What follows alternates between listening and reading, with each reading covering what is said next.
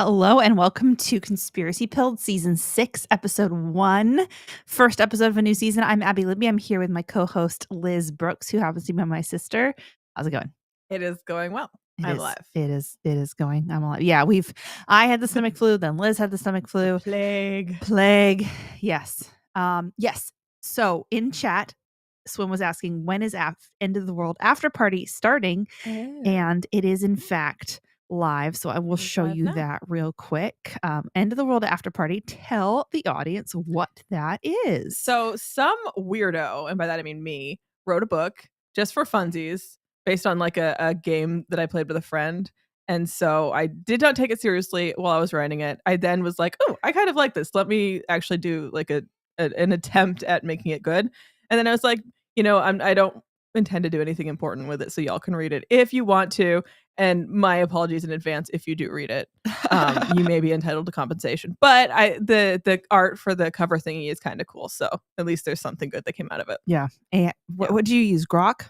I used Gemini, actually. Ooh, okay. Grok went to like cartoony illustration-ish. Gotcha.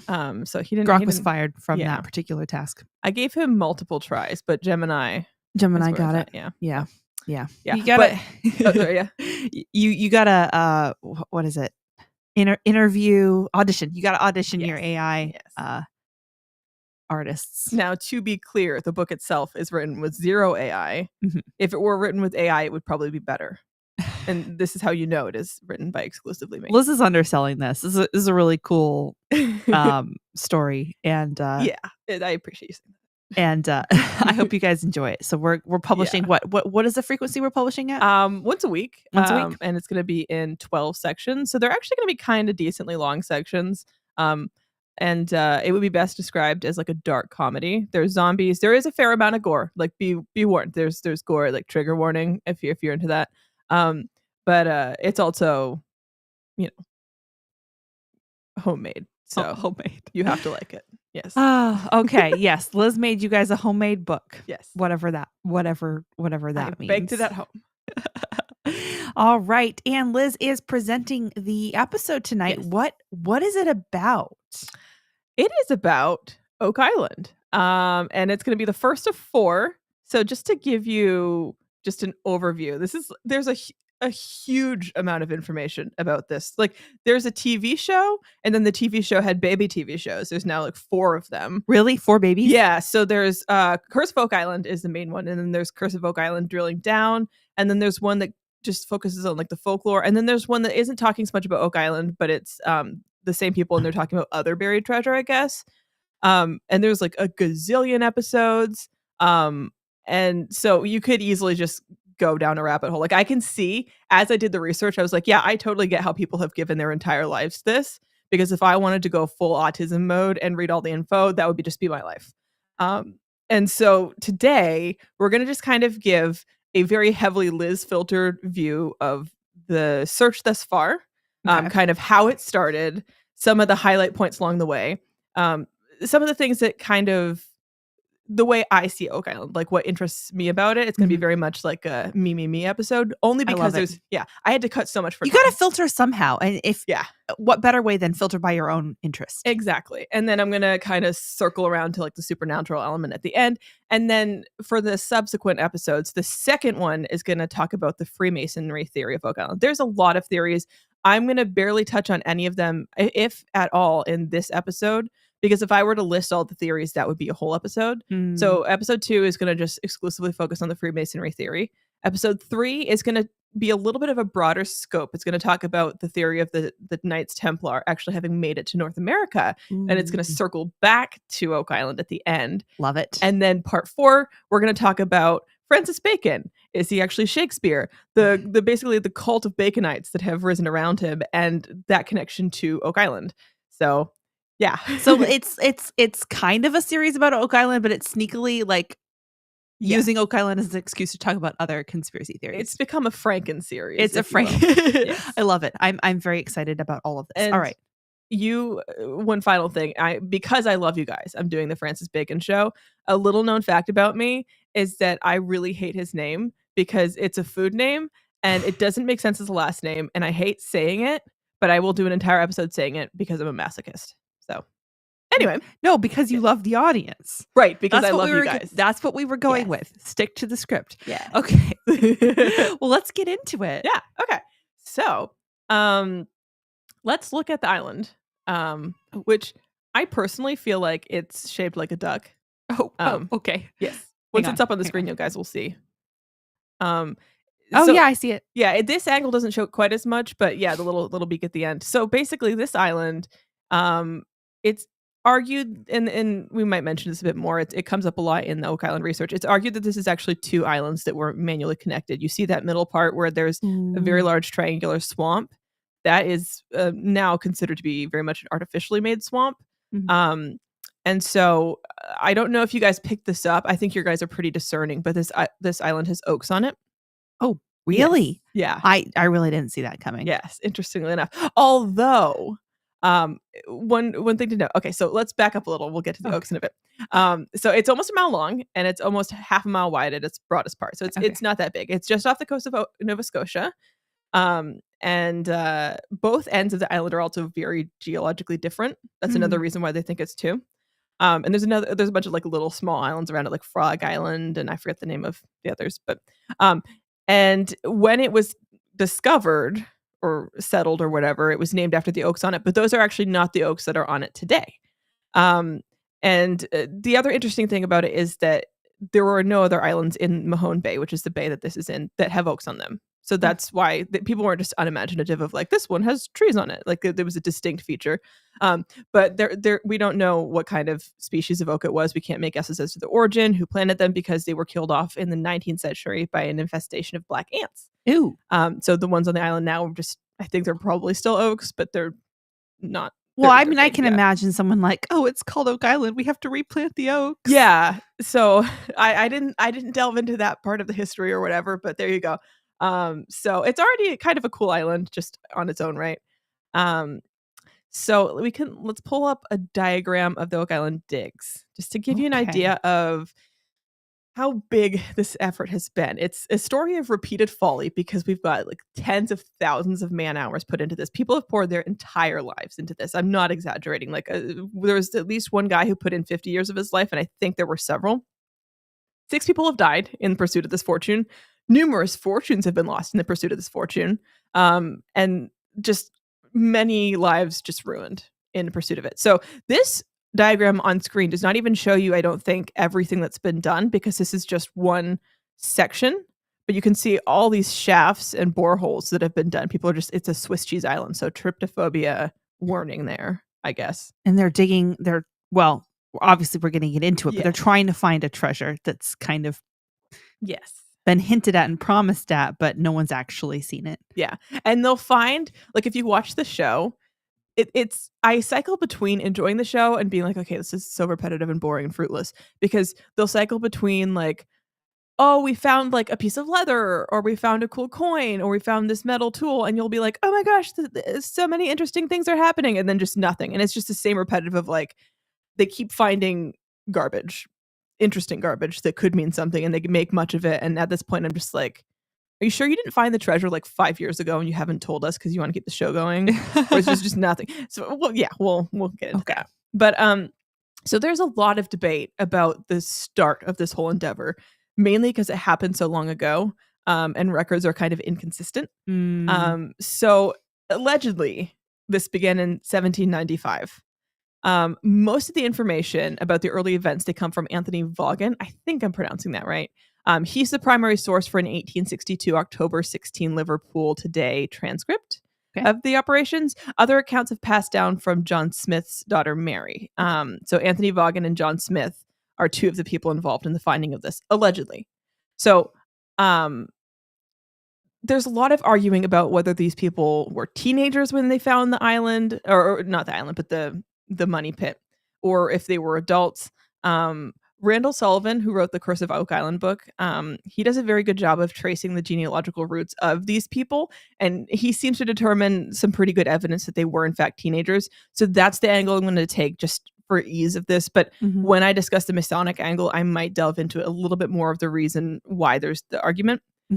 Like there's even one conspiracy that they're like part of a Yankee smuggling operation and they're like the front men for it or something. Oh my goodness. So this is a really good book too. This Yes. book was just like, what is happening? I read this book back in like 2019, I think. Yeah, I think that's about right. And it was very fascinating. I was like, yeah, I want to give my life away to finding this treasure. Like I don't even care about the money. I just wanted the answers as to what's going on. Yeah, exactly. Like you can have the gold. Not really. I want the gold too. So the official most widely accepted story is that in the spring of 1975, a 16-year-old dude named Daniel McGinnis rows over to the island to explore, I guess. And as he's exploring, he finds a 13-foot wide in diameter depression in the soil. And above it, there's like the forked limb of this really big oak tree with a weathered tackle block nailed to it with a wooden peg. Okay. Accounts vary as to like the specific details because some of the accounts have him finding like these 3 adult oak trees in a triangle. Some find like surrounded by stumps, and some accounts have it just like the big oak tree is actually like half of an oak tree. It's been cut in half, and there's weird symbols on it. So he finds a lot of details different. Okay. Yeah, but essentially he finds something that makes him take more notice of the depression than he probably would otherwise have. Okay. So he and also the story changes later on as people put their own spin on it. So this is where it's hard because some of the details that change the narrative come in like 20 or 60 years down the line, and you're like, well, that's so much later. I don't trust that as primary source. Sure. Like, where are you getting this from? So after he finds this depression, he recruits his friends, John Smith and Anthony Vaughan, who I talked about earlier. And when they go to remove that tackle block, it just kind of turns into this powdery mass of fragments. So it's really old. Okay. And they start digging. And about 2 feet down, they hit a layer of flagstones. And they remove them. And they find themselves in basically what you can tell is a refilled shaft. So like the walls of it are hard clay. They're really hard to cut through, but the actual infill is relatively loose. So they spend a few days digging and they reach about the 10-foot mark and they hit wood. So obviously they're excited because they think, "Ooh, we found the treasure chest." But no, it's a platform of logs. They're all like 6 to 8 inches in diameter and they're embedded in the walls of the shaft. So they take those out and they keep digging. And about 10 feet later, they hit more wood and they're like, "Ooh, treasure chest," but it's another log platform. So at this point, they're like, "Okay, we're about 20 feet deep. It's kind of dangerous. Like they can't really dig through the walls of the shaft well, but you know the idea of like it could collapse. They it's a little much for especially if they're teenagers. Yeah. So they're like, we're gonna put a pause on this until we can recruit help. So they fill the shaft back in, and they drive oak sticks into the mud around it, and they cover it with loose branches. Yeah. And around this point, it's kind of hard to know which happens in what order, but basically John Smith purchases lot 18, which is the lot that contains the pit on Oak Island in 1975.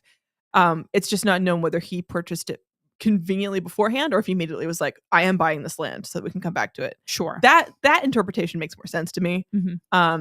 But also it is worth noting that 2 of the Vaughan brothers, I think it's Anthony's older brothers, owned already lots 13 and 14. They got those in 1871. Okay. Oak Island is divided into 32 lots, which is of worth noting if you're thinking for Mason numbers. It feels like a lot of lots for such a small island. It is. They're all 4-acre lots, so I think they're supposed to be like equally portioned. But it is a lot for a small island.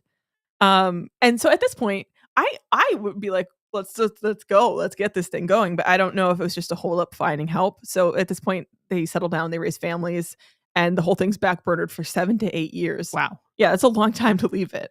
I think that to me might explain some of the controversy that comes later about whether maybe they already found the treasure. But basically Vaughan finds a partner. He's a relative who's willing to help finance the effort to get to the bottom of this. So the initial early assumption is pretty unanimous that this is going to be Captain Kidd's treasure. Okay. The south shore of the island, it's a really good spot for pirates to hide their ships from the view of the open sea, and it's close enough to the mainland to make reprovisioning very convenient from that area.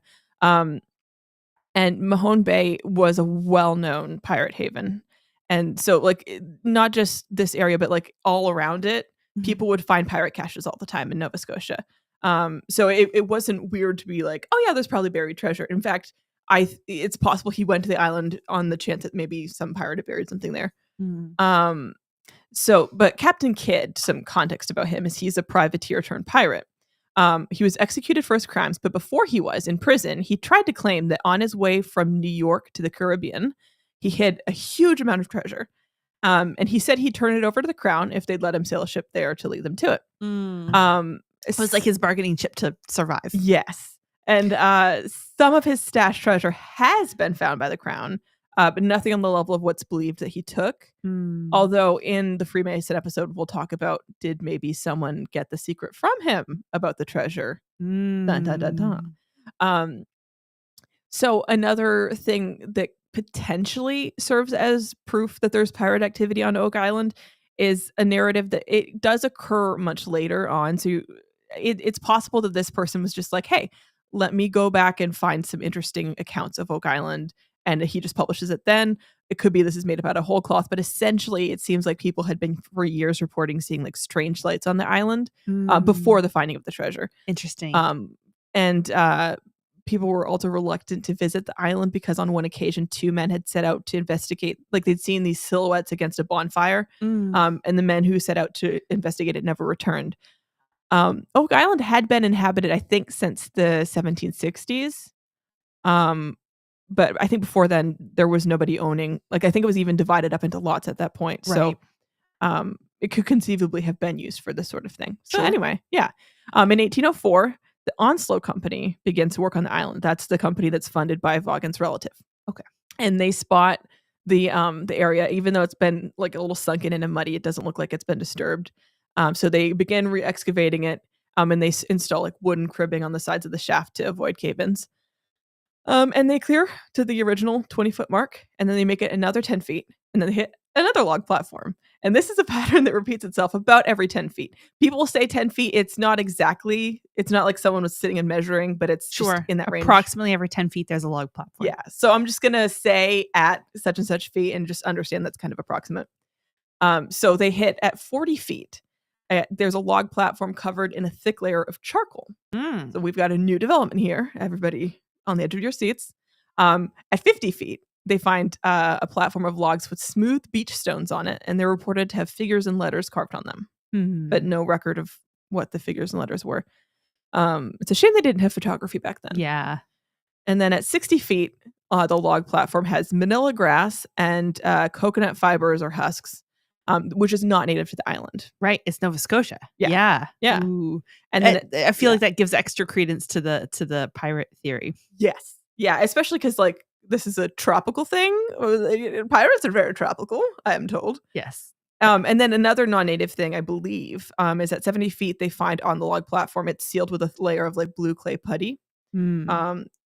And 70 feet is so far down. Like that's really massive. It's really far down. Another interesting thing about this blue clay putty, it keeps showing up all throughout the searches and stuff, is that sometimes it seems to be characterized as like a sealant that was used on ships. So another interesting thing. Reports do kind of vary a little here because it's either at the 80-foot or the 90-foot mark that they find the inscribed stone. Okay. And the top of the stone isn't marked. So they pull it out and they flip it over and they find etchings on the bottom. Okay. The stone is about 2 to 3 feet long and about 1 foot thick. And it's reported to be a different kind of stone than what you'd find on the coast. Some reports will say granite very confidently, but there's no like set narrative. The reports vary. And they also vary onto like what was carved into it. If anything was carved into it, maybe that's made up. Because people will make much about like, this Irish guy did a translation of the carvings, and it says, 200 feet deep or something like that, like 2 million pounds lie buried. I'm not remembering that correctly because I didn't write it down. But that shows up very much later, and I wouldn't put much stock in that, especially given everything that we've seen. Right. But also, we can't find out the answers about the stone now because the stone was taken to someone's home from the excavation site. It stayed there for 40 years. It changed hands a lot. It ended up, it seems like, at a bookbinder's shop used in leather working, and the process of leather working seems to have rubbed off the markings. If there were ever markings, if that's even the stone, trail's cold there. Wow. So another great, so all accounts seem to confirm what happened next, which is that once the stone is removed, water starts to seep into the shaft. Just enough to kind of soften the soil at their feet. So probably just annoying at that point. At 93 feet, the water seepage has picked up enough so that they need to bail out 1 tub of water for every 2 tubs of earth they're removing. Around dusk, they strike an impenetrable substance bound by the sides of the pit. And it's dark at this point, and they're not sure if it's a log layer or if it's the treasure. It seems like it isn't another log layer because they wouldn't have characterized the other log layers as impenetrable. So they decide to leave it for the night. They're going to come back in the morning to resume things. And this is probably the most maddening detail, at least for me, because like it leaves us with like a what could have been. What would have happened if they'd stayed the entire night digging? Like, would they have found another layer? Would they have found the treasure? Would they have found like a passage to the center of the world or just bedrock? Like, I don't know. We're not going to know because, maybe in some alternate universe they found it. But in this universe, when they come back the next day, the pit is filled with 65 feet of water. And they try to bail out all day and all night, and they just don't really make any impact on the water level. So they're pretty demoralized, and haying season is coming up. So they're like, let's pause. The investors will think of a plan of attack. We'll take care of the hay. They do come back in October to make a final attempt with a pump, but it like a steam pump, I guess. If they had a steam pump, it might have been, it would have to be steam pump because it immediately bursts. Oh, wow. And so they're just like, okay, we're done for the year. I have another picture of Oak Island here just to throw a fun thing in there. So this kind of just gives you an idea of it's called the money pit because, believe it or not, they thought money was in it. And also a lot of money has been thrown into it. But that's the pit we're talking about here. You're apparently on this other end of the island, according to this map. I didn't realize I was There must be some sort Oak of Island. visitor center there is. Yeah. There was like even a tour guide area and stuff. Smith's Cove is over here. That's pretty important. That's going to come in a lot. And then we've got the swamp, and it's triangle shaped. Ominous. Yes. Ominous. So anyway, in 1805, the next year, they come back. They dig a 14-foot shaft southeast of the money pit. Okay. And their idea is they're going to dig it 110 feet deep, and then they're going to tunnel sideways under the money pit shaft. And hopefully this way they'll bypass where the water's coming from. Right. Sweet summer children that they are. So about 2 feet from the pit, as they're tunneling sideways, water starts to seep into the tunnel. And then all at once, the dividing barrier collapses. Water rushes in and almost kills the men. So within 2 hours, basically, this second shaft is also now filled to the 65-foot level of water. And they try to bail it out, and it doesn't work, and they give up. And at this point, the investors are going bankrupt. So they're just forced to call it quits. And for about 50 years, there's not any more attempts on the treasure. And this one is like the most maddening thing for me because I feel like they actually, if they'd stuck it out, could have gotten the treasure. But I could be wrong. But they didn't have the technology. Yeah. I feel like they kind of exhausted the technology that was available to them. What I mean is like before the water spilled, if they hadn't left that night, like a dividing line of like, it could have been found and now it's never going to be found. Right. Yeah. But obviously they didn't. Yeah. This a big thing about this is just lack of technology and the mess that was made out of it, as we'll see. So in the interim, stories do crop up that claims that the three who found the money pit experienced sudden prosperity in their lives. So we have a descendant of McGinnis who shows historians a cross handmade of braided gold. We have a picture of it, saying had been passed down over the generations within the family, obviously. And she claims that the cross was determined by experts to be about 600 years old. A professor on the Oak Island TV show examined it and said it was between 1550 and 1700 and of Spanish colonial design. It's a pretty decent cross. I don't know if I'd buy that. Yeah, it's pretty. Like the coolest thing about it is that it's old. Yeah. So I'm just going to roast the finds here. I'm just kidding. But also eventually John Smith managed to acquire 19% of the island and live comfortably despite having 14 children. And it's important to note that land on this island is pretty expensive, like even proportionately for the time period. So 14 children, 19% of the island. Where was the money coming from? What was his occupation?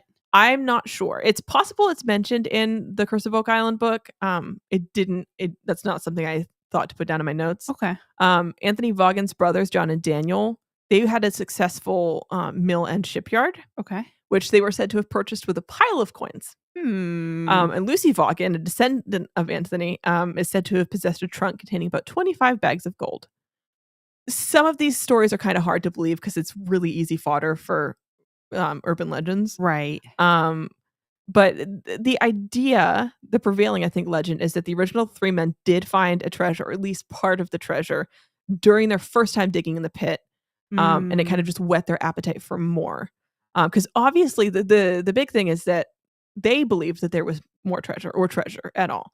Because they put so much effort in trying to get further. So if they did find something, I don't dispute that they might have found something, but it wasn't everything.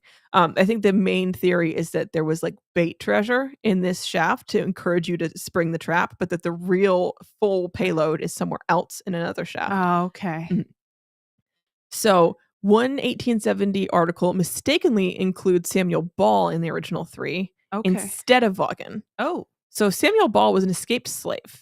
The Canadian government allowed an allotment of land to black slaves like him who had joined the Loyalist cause at the time. Okay. So he was awarded Lot 32 on the island by Justice of the Peace on September 9, 1809, which was after 23 years of living on Oak Island. After that, over time, he became the owner of 9 more lots, and he briefly became the person to own the most collected land on the island. He also managed to acquire 100 more acres on Hook Island and the mainland. Again, land is not cheap in this area at this time. And poll tax registries have him listed as a farmer with cattle and sheep, a logger, and a fisherman. Probably a hard worker, but those aren't necessarily high-paying jobs. Right. It's like where does the money come from? Yeah. Yeah, because there's only one of him. Sorry, what did you say? Yeah, it's a valid question. Like, where's this money coming from? And he and his wife were also able to afford employing a lifelong servant. So they had money to pay this person. So the question is it a complete accident? Like someone, like how does the error occur where you accidentally include this guy in the finders of the treasure unless there's some connection to him in the treasure? But the question is like, is there a secret walk-in tunnel? Did he find that to the real treasure, the cash? Like, anyway. So then in 1849, the Truro Company comes and picks up where the Onslow Company left off. Okay. And by this point, Daniel McGinnis has passed away. I believe the other two are still alive for a little while longer. So this company, they dig 5 boreholes, 106 feet deep, east and west of the center of the money pit, to try to get a feel for the lie of the land that they're working with. Sure. The first 2 boreholes just bring up mud and stone. The third one at 98 feet hits a platform 5 inches thick made of spruce. So they're determining what they're hitting by the drillings that they're bringing up. Right. This isn't like this isn't a shaft. It's a borehole. Yeah, it's about, I think, 6 inches wide for the boreholes. Okay. It might vary. But after hitting the level of spruce, the 5 inches of spruce, it goes an additional 12 inches, and then it drills through 4 inches of oak. And then after that, 22 inches of metal pieces, like loose metal, at which point the auger brings up 3 links of what's supposed to be like an ancient watch chain. 3 links to me is not enough to determine what the chain was used for, but maybe there's like the jewelers use this specific kind of link. And yeah, but they don't find any sign of treasure with that. To me, if I bored down and I hit even just the pine and then the oak, I would stop boring. Yes. So this is my biggest frustration. And it bugged me so much in the research is they just keep digging and they keep going through things. Yeah. And it's like, okay, it's fine if it's gold coins, I guess. But there's also stuff later on, no spoilers, where I'm like, everything is potentially now just fully exposed to water. Right. And potentially vast important wealth is ruined or scattered. Right. Like if you've broken up this entire chest in this water, I just feel like whoever did this does not have the same brain. If there was a treasure, it feels like they destroyed it. Yeah. I think everyone's efforts doing the same exact thing has thoroughly ruined it for anyone finding anything intact. So they then continue to keep digging in this thing, and they go through 8 more inches of oak, 22 more inches of loose metal. Like loose metal, are we talking about coins? I don't think so, because they're not bringing up gold. I feel like if they were bringing up gold, they would have stopped. Yeah. I wonder if that's why this destructive stuff is like they had a specific thing that they wanted, gold, and they did not care about anything else. Yes, I think that's it. They very much, there's no finesse in this. It's all blunt force. Mm. I'm not going to talk so much about Robert Dunfield. I did have a whole section I cut about him, but he especially brute forces it, where he comes in a little bit later and he just digs up the entire area, and then Yeah. it just collapses, and you're like, wow, Ah. good job. This is probably an archaeologist's nightmare. Mhm. I'll talk more about that later. But yeah, I just this is all ham-fisted, just thoroughly ham-fisted. So after going through those 22 more inches of loose metal, the 4 more inches of oak and spruce, and then 7 feet of clay. And then the 4th auger passes through what seems to be a cask. Ah. Yeah. And then everything, oh yeah, I already read that bit. Okay, so the 5th auger brings up something interesting, which one of the men snatches up when he thinks the others aren't looking, cleans it off, and stashes it in his pocket. And he refuses to show people. He's like, no, I'll show the investors at the next meeting to convince them. Dude.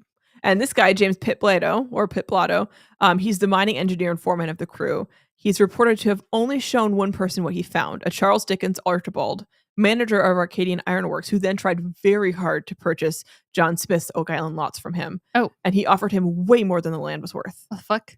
And Pitblado never returned to Oak Island site after that day. It's rumored that he pulled up a jewel, but there are no confirmed reports. It may or may not be worth noting that he was a Freemason. So this experience with the drilling is the starting point of a pattern where each team comes in and they leave a bigger mess for the team that comes after, because everyone's thinking, I'm going to be the one to find the treasure. They're not thinking, let's steward this. It might not be me who finds it, but I want to make sure someone else finds it. It's just like dig. I think people really just get blinded by just the greed, the blind greed of it all. There's definitely a fever, if you will. Yeah. So in 1850, the Truro Company brings in a pair of 2-horse gins. I did try to find a picture of a 2-horse gin, because it's like an engine built out of cast iron. It's powered by workhorses. But all that my searches would find were pictures of horses and pictures of gin. So I could have brought up 2 individual pictures of that and been like, it looks something like this put together. But so anyway, they suspect that the water is coming into the shafts as a result of human engineering. So even at this point, they're like, this was done on purpose.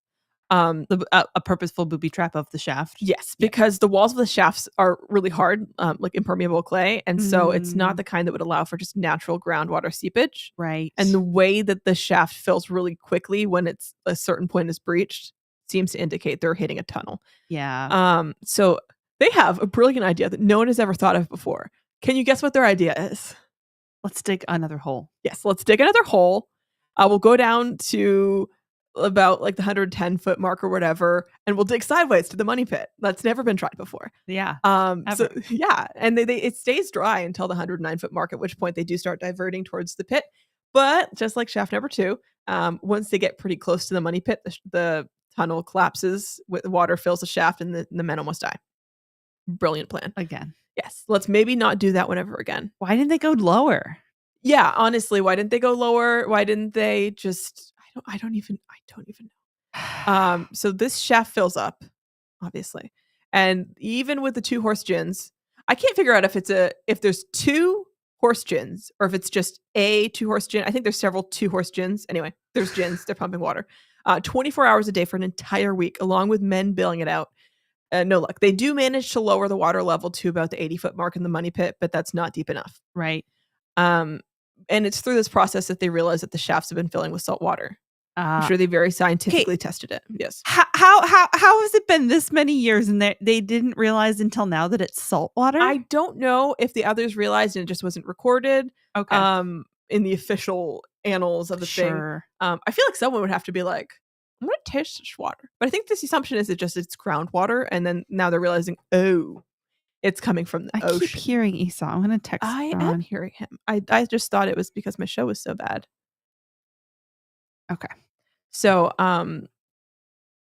Hicktown Honey says 109 feet in a hole sounds like a nightmare. Absolutely. Yeah.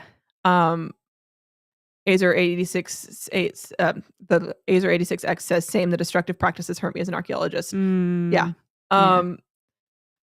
So yeah. They're figuring out that this is ocean water. And let's see, just figure out Liz got lost. I did. I got distracted. So they're trying to decide, okay, so this is human engineered. So let's figure out where the water sources are coming from. Smart. Yes. Because they also were like, okay, if this was a treasured shaft, there has to be like some built-in cutoff because these people would want to access their treasure again. No. Right. So they were, also starting to think, okay, well, maybe this isn't your run-of-the-mill pirate treasure. This is a pretty complex feat of sophisticated engineering. So it's like the Yeah. thing that's making it hard to get is making them think that it's an even bigger treasure, Yeah. making the fever even worse to find it. This is more than just they dug an unusually deep pit too. They really went to some lengths to keep something safe. What would that something be? But the problem that has plagued everyone ever, because you can't best the ocean with technology, citation needed, is that there's a limitless supply of water in the ocean. Citation needed. So at this point they go to Smith's Cove, which I pointed out earlier. It's about 520 feet from the money pit. And one of their initial observations there is that as the tide starts to go down, water seems to bubble up out of the beach. So they start digging. And about 3 feet down, they find a 2-inch thick layer of coconut fiber, more coconut fiber, with a decayed layer of something that's either eelgrass or kelp. The reports vary, but it does seem like it's eelgrass, so I'm just going to keep saying it's that. Is that not native? I believe that's not native too. Okay. And they remove heaps and heaps of the coconut fiber and eelgrass, like a lot of it. And they expose this like tightly packed, clean layer of beach rocks. It's very much human engineered. And essentially the fibers above have been acting as a filter over the stones. Okay. And in order for all this to have been constructed, the men of the Truro Company surmised that essentially the people would have to have removed hundreds of thousands of pounds of sand from the beach, or 800,000 pounds of sand from the beach. Quite a lot. Wow. Yeah. And essentially creating like an enormous sponge that covers the entire shoreline, and it stretches 140 feet out to the low tide point. This is no small feat. Wow. And then operating on that assumption that is related to the money pit flooding, they build a cofferdam to keep the water back so that they can check this out better. And at this point, they remove the beach rocks. I love how they're just like, this is a complicated feat of engineering. Let's just dismantle it. Yeah, seriously. Ah. Yeah. And they find a set of 5 box drains, really well-constructed box drains made of flat stones. They're about 8 inches wide each, and they spread out in a fan formation around the area. So we have a bit of a diagram of the box drains to give you a visual. So those lines are the box drains, and they fan out, and this is like the cofferdam. You can't see me pointing, so just imagine that I'm pointing at the things you're looking at. They also, as you see on this thing, there's an ancient log slipway that's found later on through another cofferdam. I'm not going to really delve into that, but that is a cool thing that was found. Basically, they seem to find evidence of the original cofferdam used in the construction of this. Gotcha. As well. Yeah. Okay. So they're not able to trace the drains across the island to the money pit because of the softness of the earth, whatever that means. But they do determine that whoever constructed the setup would have had to have removed about 5 feet of soil from the beach. So again, back to that large amount of soil. Further investigation of the area is prevented by a storm that washes away the cofferdam and covers the drains with sand. This is another thing that happens, is that people will get really close to a discovery, and then a storm will ruin everything. There's this consistent pattern, like act of God stuff. Yeah. Okay. So at this point, their idea is to kind of try to block the flow of the water by like filling the drains. But first they dig a new shaft between the drains of the pit. I'm really not sure what they were thinking to get, except they thought maybe they could find a cutoff. But I feel like if you're cutting into a flood tunnel, you're just going to get a flood. Right. So at 75 feet, without having found water thus far, they try another shaft. And this one gets to 12 feet to the side, to the south, and they go about 35 feet and hit a boulder. And as they're trying to remove the boulder, it releases this flood of water that fills the shaft within minutes. So they dig another shaft 112 feet deep, and then they tunnel east toward the money pit. And that collapses, and people almost die. I just don't feel like these people are that smart. No offense. Just keep trying the same thing over and over and over. Yeah, at this point, they're just like, well, let's do what the definition of insanity is, where we keep trying the same exact thing over and over and over again and expect different results. God. Like, I think we've determined that if you go deep, there's water. Can we find a different strategy? Yeah. So, 1861, the Oak Island Association Company comes in, 11 years after the failure of the Truro Company, and they set up a very expensive set of steam power pumps. Mm. And almost immediately, the boiler bursts, resulting in the first of 6 deaths related to the Oak Wow. Island treasure hunt. Yeah. And the Oak Island Memorial simply lists him as unknown. I don't know why his name isn't. I feel like that's kind of like they should have made a record of his name. There should be some way to find out Right. what his name was. So they recribbed the money pit to 88 feet, and they start a shaft 25 feet to the east, sinking it down to 118 feet with a brilliant and original plan to divert the tunnel toward the pit. And this time, a slightly different original reason where they want to fill that one with water to divert the water, but like it's from the ocean. Yeah. Dude. So dudes, my guys. I'm holding your face so gently as I say this. You are a numbnuts. So anyway, they start trying to pump out the secondary shaft, and they're bailing around the clock. Every now and then, the flow of water between the shafts gets clogged by a rush of soft clay. Okay. So that's a great sign. Let's keep doing whatever that is. Yeah. And then the bailing, it started on Tuesday at 2 a.m. Great time to start bailing. That's when I'm always bailing with my friends, is 2 a.m. on Tuesday. Yeah. 100%. Just grinding. Yeah. And then, so from Tuesday at 2 a.m. to Saturday, on Saturday, the crew is taking their lunch break when they hear a tremendous crash. Oh boy. And they find that the money pit is boiling like a volcano. We love that. That's great. That's wonderful. Could this possibly be because we have turned the island into Swiss cheese by just poking holes in it? Possibly. You tell me. According to Randall Sullivan, the bottom had literally fallen out of the money pit, pulling down with it all of the cribbing and the tools in the original shaft, along with tons of mud that flowed into the new tunnel. Jeez. So at this point, they basically lost the money pit. This is not the first time they'll lose the money pit. They find it again.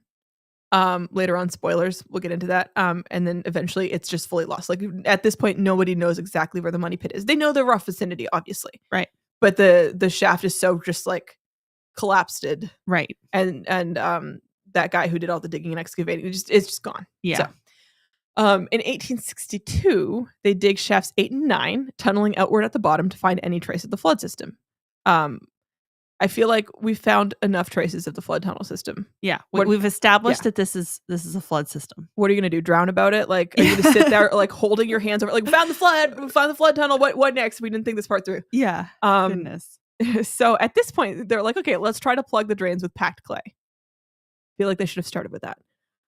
It only seems to reduce the flow of water rather than stopping it entirely.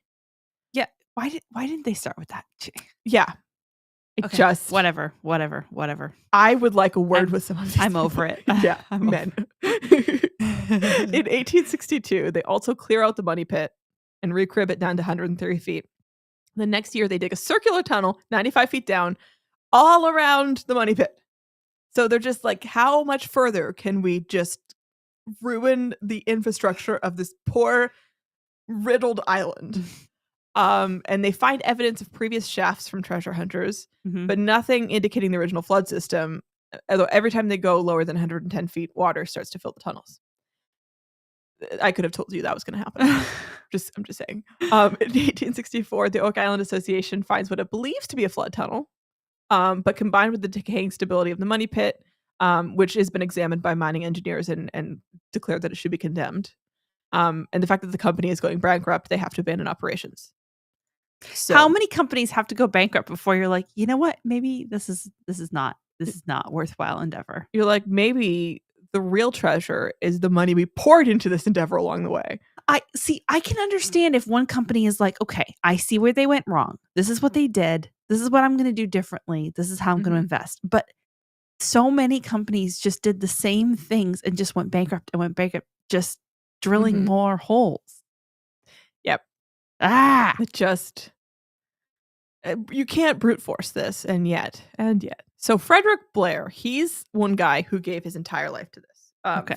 50 or so years of his life. He comes on the scene with the Oak Island Treasure Company in like 1893, 1894. It's hard to nail down the exact date. He's determined to know just every scrap of information about the island, everything that's happened on it. He goes through all of the records that have been kept, and he keeps scrupulous records of everything that he and his team do. I think in some intent to learn from past mistakes. Maybe. Sure. Let's put it that way. In March of 1897, something awful and inexplicable happens. Okay. This is our second death, and it's one of the just why sort of ones. So this guy, Maynard Kaiser. Kaiser's a name that shows up a lot in the search. I'm not sure why. I think it's just either that's a common last name or a family was just like, let's throw all our sons at this. So he goes down into one of the shafts to retrieve a fallen barrel. And for some unknown reason, before attaching the rope to it on which he was lowered down, he fills the bucket with water and then he tries to sit on the bucket all the way to the top. And the combined weight is too much. The rope slips from the gear of the hoist and he falls to his death. Why? Why did he fill it with water? Why? Is there so strange? Did he want to test the water? Do they hand out like dumb pills? Maybe he wanted to test the water, but like that's so strange. He could have sent up the water first and then himself. Like obviously hindsight is 20/20. Yeah. It's just such a senseless. It's the dumbest death. Yeah. Well, actually, okay, the next tragedy where people die is a little bit like we'll get into that. Even dumber. Yeah. So 1897 also has another memorable thing that happens. This one is pretty intriguing to me. As the story goes, William Chappell, who was involved in the island both that year and then later in the 1930s. He makes one of the most tantalizing finds. The team sets off dynamite charges in 580 feet deep holes with the idea of interrupting the flood tunnels. I think what their idea is like, let's just collapse the entire top of the island onto the bottom of the island, squishing the water out. I don't know. Also, my eye itches so bad. I'm so sorry. They then somehow managed to drain the money pit down to 100 feet and they build a platform at the 90-foot level. Okay. And they set up a drilling station there. And one of the drill holes runs into 5 inches of oak at the 126-foot mark. And then it encounters impenetrable iron. I'm so sorry. My eyes burning. Yes. Wait a second. So they actually in the money pit got farther down than the original dig. Yeah. Okay. I just now made that connection the first time by myself without any help from anyone. I'm going to just spend half of this show crying from this one eye because I should not have touched it. Okay, so they got down 126. They got to the impenetrable iron layer. So we have an answer for what that. No, we don't. We don't have it. Why would we have an answer, Abby? This is Oak Island. I'm just. It seems like we have an answer. It does. It really does. So basically, this eye is not going to forgive me. Okay, we're going to just be a pirate for this show. We're cosplaying a pirate. So do we need to do like a technical difficulties 5 minutes? Do I need to go wash my eye out? Let's do a quick little technical difficulties because this is going to be distracting to everyone. I think it's done. You think it's done? All right, let's just give it a minute. You guys, give us a minute. Yes, we will be.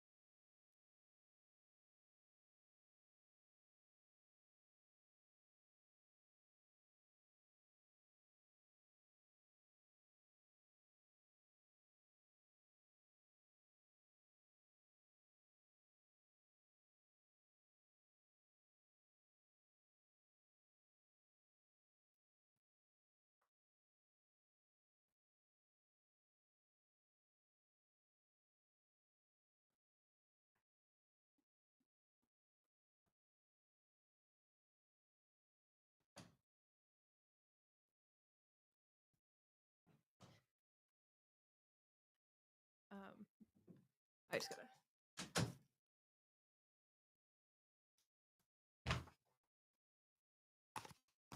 We're back. I meant that video to like keep playing. Yes. And apparently it didn't. Okay. Nope.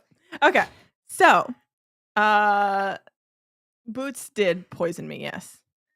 So basically, where was I?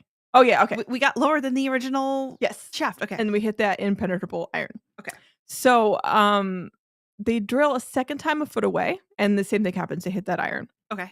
And why don't they just like, let's dig up the iron thing. Stop doing the little mamby-pamby boreholes. They keep doing these like, it seems to me like half-hearted attempts of like, oh, we found the almost treasure thing.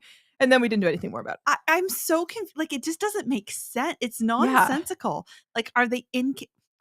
I don't know. So they use another more narrow drill. This one deflects off the iron, supposedly, and it travels through 7 to 8 inches of what is later determined to be a primitive form of cement. 5 inches of oak, 2 inches of soil, and then a collection of either soft metal or loose metal, and then more impenetrable iron past that. So this is a borehole, right? This is not Okay. This is even a more narrow one than what they've been usually doing. Okay. So according to Leland, the chapel. So Leland is the descendant of Robert Restall, who comes in later. Okay. Though Chapel never told anyone later. You mean the ancestor? Leland is the descendant of. She's the kid, like the kid of someone who comes later.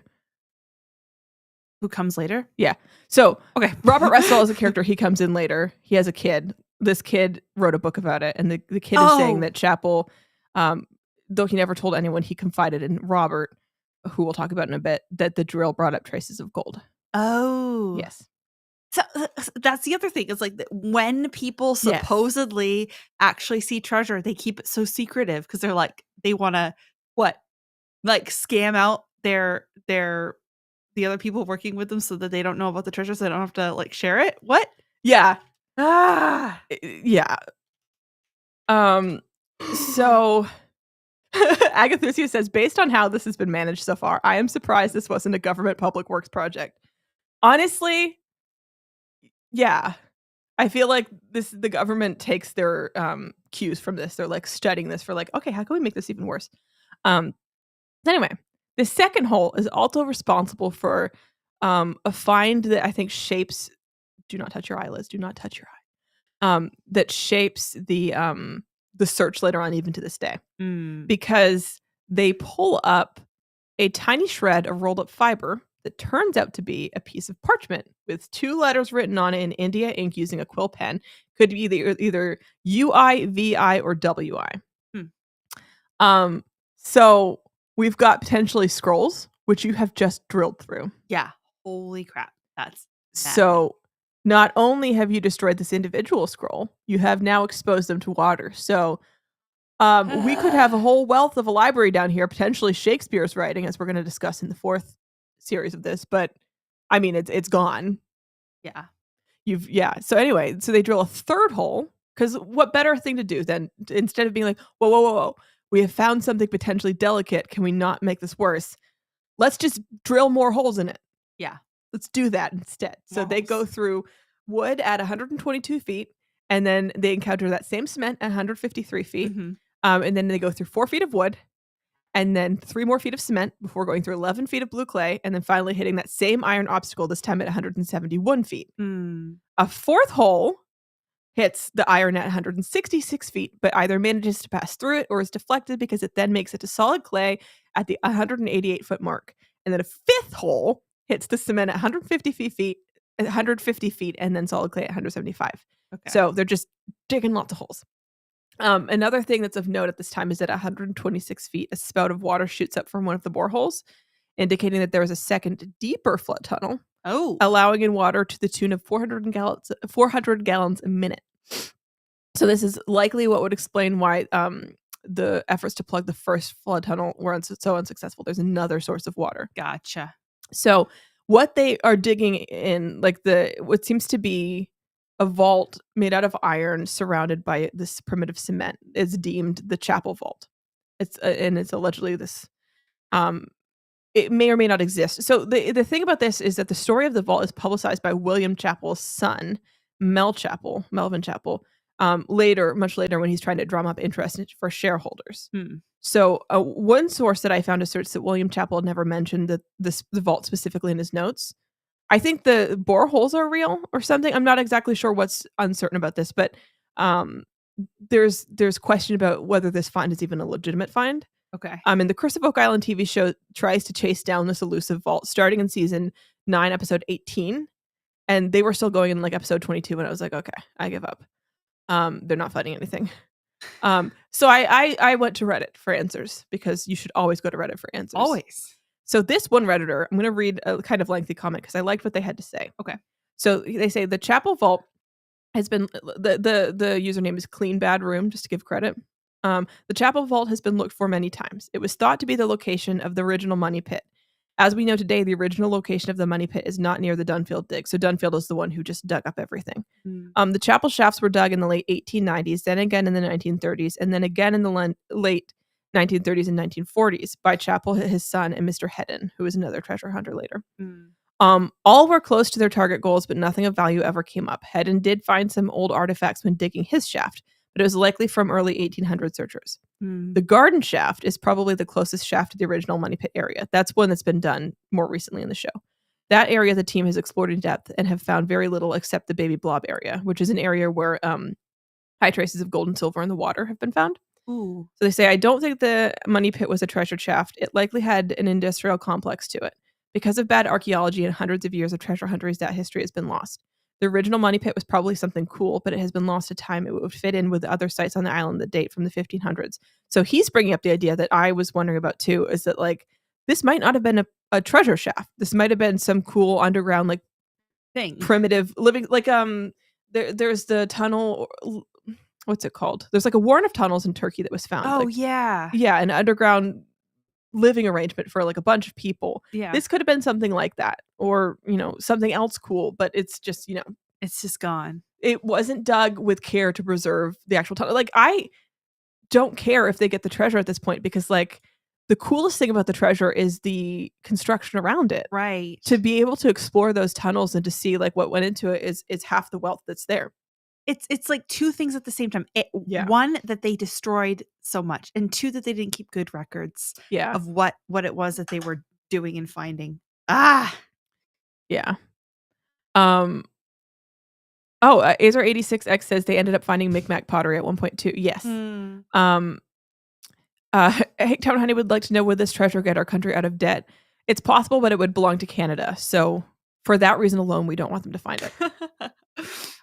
Scott Clark, in his book Oak Island Odyssey, which we'll discuss more in part 2, he says, with 20 deep shafts, numerous boreholes, tunnels, known collapses, and cave-ins, one can only imagine the huge mess underground in the money pit area. Now, keep in mind, 20 shafts is like the number at this time, not later. There's more now. Any treasure that might have been neatly contained in a precise area, such as the chapel vault, would almost certainly have dropped deeper, shifted around, been potentially broken open, and possibly scattered by the fast-moving water. It's no wonder that the search has gone for so long and frustrated so many people. So in 1898, they pump tons of water into shaft number 18 in order to see where the muddy water from the shaft exits on the beach. And water seems to exit from 3 different places along the south shore, not in Spitz Cove, indicating the presence of additional flood tunnels. They also performed this test with red dye with the same results. And this indicates that there could be as many as 3 tunnels coming in from the south shore, which is why another reason why the boreholes, the drains, when they filled them, it didn't stop the water entirely. Right. It's also funny because like this seems like a really straightforward discovery, but this is contested by later treasure hunters that are like, no, they're lying about that. There's not even any flood tunnels. Blah, blah, blah. If everyone could just have a concerted effort to just build on the thing that's come before instead of just mucking it up. Anyway. Is it just like they desperate to not believe that there are flood tunnels? I think the main guy who questioned it was mad because he had big plans for the treasure hunt, and then he got rebuffed by the person who had like the rights to it, and so he wrote this big like smear article being like, it's not even like a real thing anyway. And gotcha. Yeah, the grapes were sour anyway.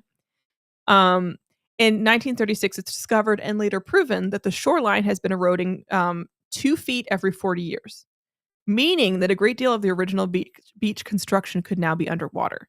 Ooh. So it's possible that the original construction would have had a system in place where the treasure could have been accessed at low tide, which would be now impossible for modern day treasure hunters. Interesting. So yeah, that's the other thing. Like it seems like this is such an insurmountable thing, and it might be that like the system was well placed and it would have worked, except that now the factors are different. And dang, global warming.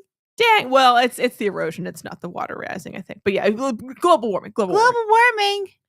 You freaking global warming, you. So in 1937, this is a cool tidbit, and I'm including it because it gives you a picture of some weird stuff around this island. So 1937, Harold T. Wilkins publishes Captain Kidd and His Skeleton Island, which is, I think, a fiction story. Okay. But it's got a map in it that bears a striking resemblance to Oak Island. And I actually do have a picture of this map. There's an X marks the spot on the map that places exactly where the money pit was. So we see there's a WK 1669 in the lower left corner. Uh-huh. Then we've got 18 west and by 7 east on rock, 30 southwest, 14 north, tree, 7 by 8 by 4. It's island vaguely. If you squint, it could be Oak Island.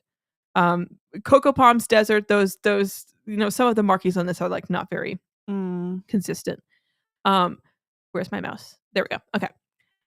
So there's no name of the island or the latitude, longitude on the map. There might be on this illustration. Like it says Mardell, but that's, I think, the ocean, but it's called the Mardell map. But Wilkins says that this map and 3 others like it were found in secret compartments in William Kidd's desk. And he doesn't say this in the book. He says this when people hunt him down and we're like, yo, is this Oak Island? Yeah. Later, he claims that he does know the coordinates of this island and that it's not anywhere near Oak Island. Oh.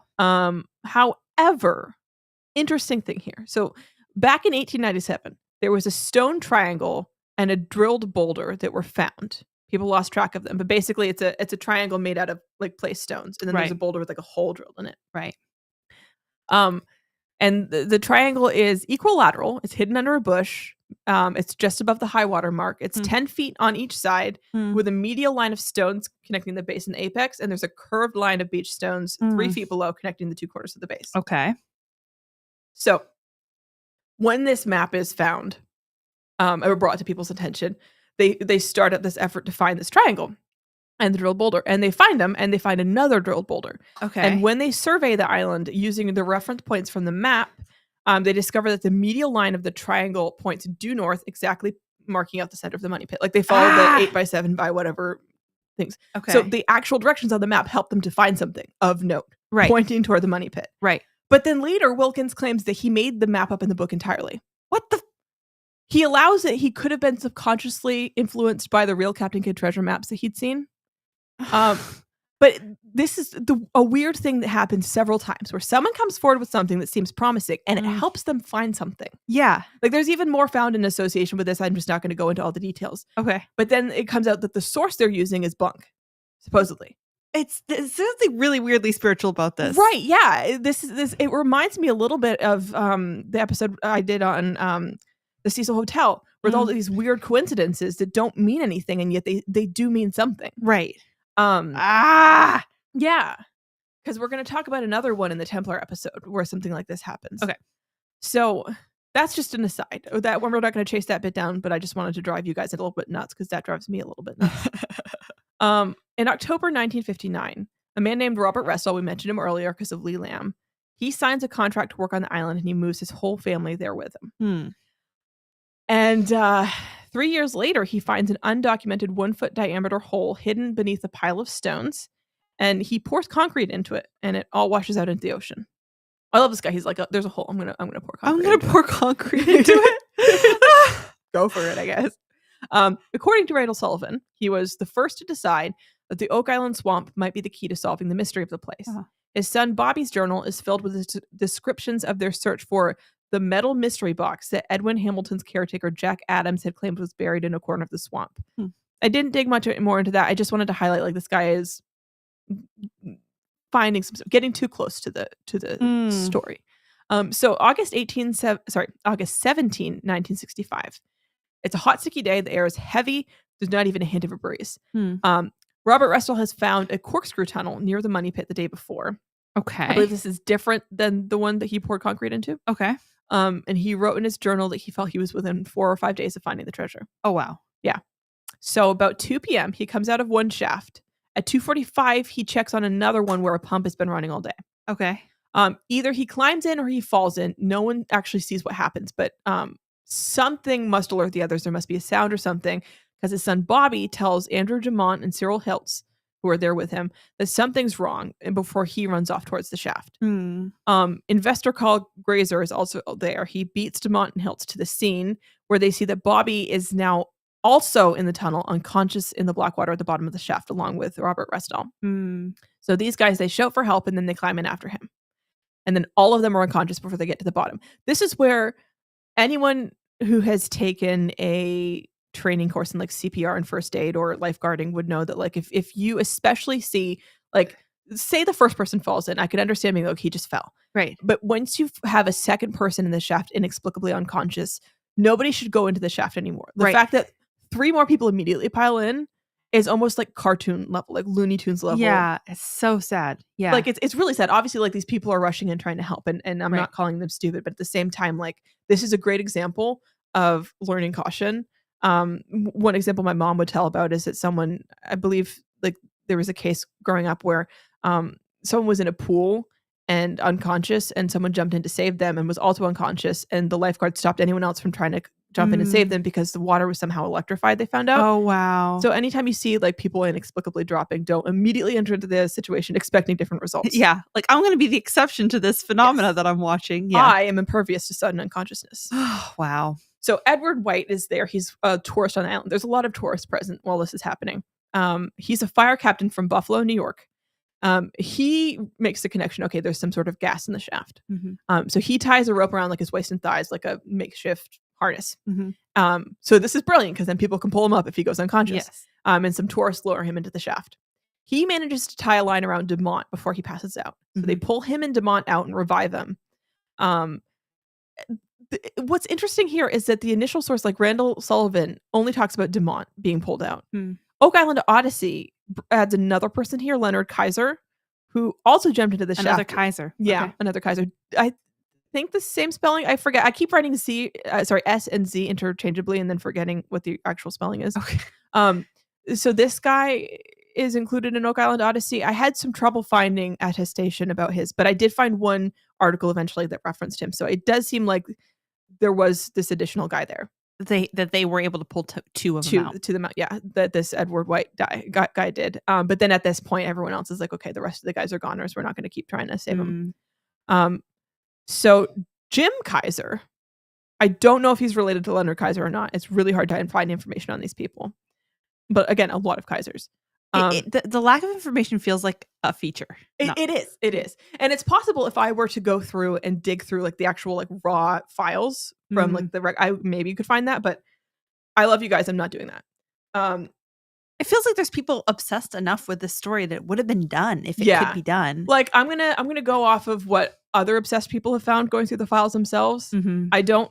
There's an extent to which like I wanted to put a lot of research into this, and I did, but I didn't want to cross a certain line and become like uber. I think a 4-part series is probably sufficient. Yeah.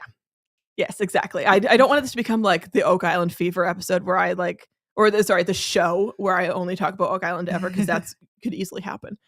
So anyway, this Jim Kaiser guy, he was supposed to be on the site that day, but he got held up coming in because the water pump at his house broke. And his wife, Beulah, was adamant that he repair it. So she's got like 8 kids. She is not waiting on laundry. I'm sorry, but you're fixing this before you leave.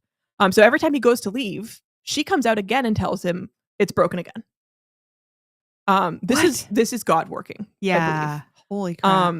Because the third time he comes out after fixing the water pump, his truck won't start. And he's still working on the truck when the news reaches him of what happened on the island. Wow. And this whole day haunts him, partially because he's aware that if it weren't for all these delays, he also likely would have died in the shaft. But it also haunts him for what happens next. Because by the time he gets on the scene, there's a bunch of volunteer firefighters from the Chester Fire Department there.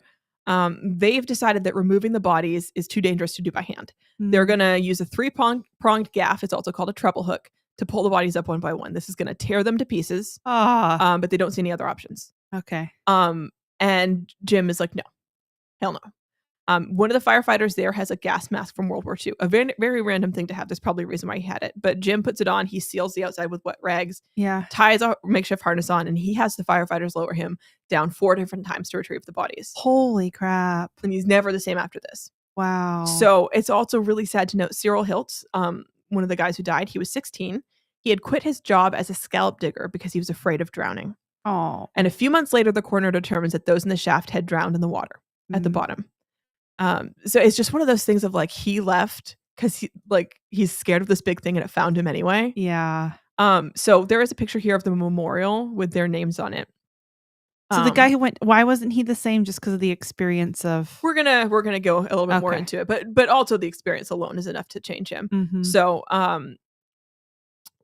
there's also a legend that's made much of in the Oak Island TV show that 6 have died thus far, and legend says the treasure won't be found until a 7th one dies. Like, let's test that for science. Let's just kill someone in the shaft and get it over with. Yeah. Just kidding. There's also a legend that if you throw a baby into the shaft, you'll find the treasure.